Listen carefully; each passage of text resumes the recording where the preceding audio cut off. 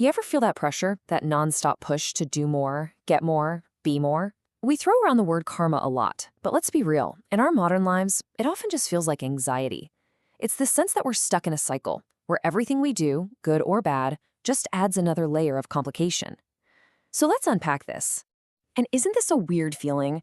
You hustle, you finally hit that big goal, and there's like a moment of relief.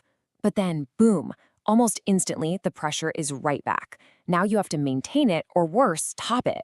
It's like our wins and our losses are just two different sides of the same treadmill, keeping us running and running. And that's really the perfect way to think about it, a karmic treadmill. In the language of the Gita, our good deeds, what we call punya, give us that temporary boost, and our not-so-good deeds, our pop, will they bring us down. But here is the absolute key. Both of them, the good and the bad, keep us chained to the treadmill, stuck in this endless loop of action and reaction. So the real question is, how do we get off? Well, to even think about stepping off that treadmill, we first have to get that not all actions are created equal. The Bhagavad Gita gives us this incredible framework that goes way beyond our simple ideas of good actions and bad actions. Okay, so let's break this down. First, you have karma. These are the pious, good actions. They get you merit or punya, but, and this is a big but, it's temporary happiness that still binds you. Then you've got vikarma. These are the sinful actions that just lead to suffering and get you even more tangled up. But then there's akarma. This is the game changer. Selfless action offered to a higher purpose. This is the only kind of action that has no karmic reaction. It is quite literally the escape hatch. And this quote just hits it home perfectly. The source material calls even good, pious actions sugar-coated poison. Wow. Why? Well, because they taste sweet, right? They bring you success, praise, a little bit of happiness. But that sweet taste is what keeps you attached to the results. And, you guessed it, still trapped on the treadmill. Okay, so if akarma is the key, how in the world do we actually do it, especially with our crazy busy lives? Here's the good news. It's not so much about changing what you do, but changing how you think about what you do.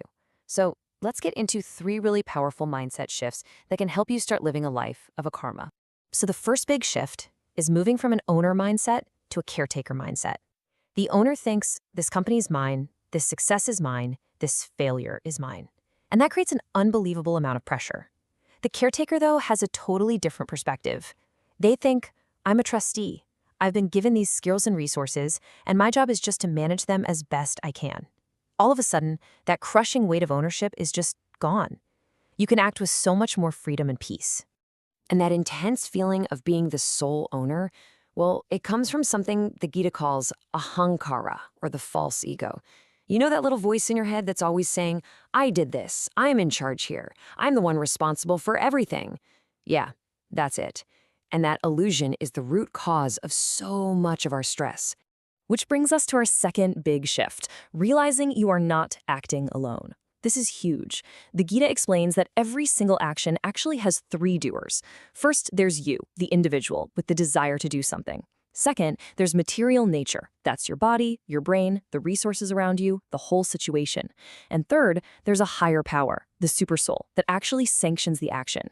When you really get this, you see you're not carrying the whole world on your shoulders. You're a co-creator, not the sole controller. Okay, I know what you're probably thinking. This all sounds great in theory, but come on, how do you really just let go of wanting that promotion or worrying that your big project will fail? How do you sever that deep, deep attachment to the outcome? Right? Well, the first thing to know is what doesn't work, and that's just trying to force it. Just gritting your teeth and telling yourself, I don't care, I don't care, I don't care. The source is really clear on this. That kind of forced suppression is a short-term, high-stress strategy, and it's pretty much doomed to fail. There has to be a smarter way. And there is. This is our third and, honestly, most profound mindset shift. It's about developing what's called a higher taste. Now, this isn't about killing your desires. It's about upgrading them. It means finding a source of inner fulfillment that is so real, so deep, that the emotional roller coaster of everyday wins and losses, it just starts to feel less important, naturally. And where does this higher taste come from? It comes from connecting to that part of you that is completely independent of your job title, your social media feed, or your bank balance. It's that deep, quiet knowledge that you are not your successes and you are not your failures. Your real worth is constant. When you start to feel that, the desperate grip on external results just naturally begins to loosen. So let's bring this right down to earth. How do we start weaving these ideas into our actual day-to-day lives? How can we start rewiring our minds for akarma at the office, at home, in everything we do? Here are a few really simple practices you can try. When you're working, try to focus on doing a good job just because it's your duty, not because of what you'll get for it. Before you start a big task, just take a second and mentally offer the results to a higher purpose, whatever that means for you. Keep reminding yourself, I'm a steward of these skills, of this laptop, of this opportunity. The whole game is to shift your focus from the prize at the end to the quality of the action right now.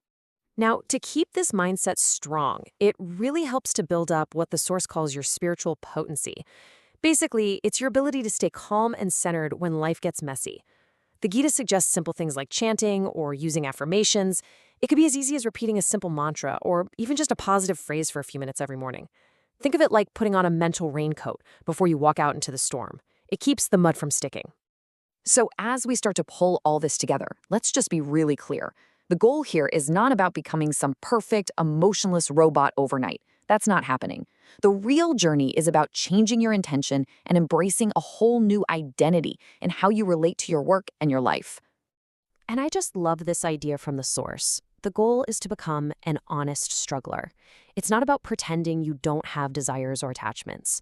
It's about being honest that it's a struggle, but you are sincerely trying to align your actions with something bigger than yourself, trying to let go of that need to control every little outcome. It's such a realistic and empowering way to be. And the promise here is just profound. The Source tells us that the fire of this knowledge, really understanding a karma, the three doers, this higher taste, is so powerful it can literally burn away the reactions from a lifetime of past actions. This is a genuine road to freedom. So I'll just leave you with this to think about. What could you really do? What could you create? What could you achieve if you operated from that place of freedom? Imagine being truly free from the fear of failure, but also free from the heavy weight of success. What would that feel like?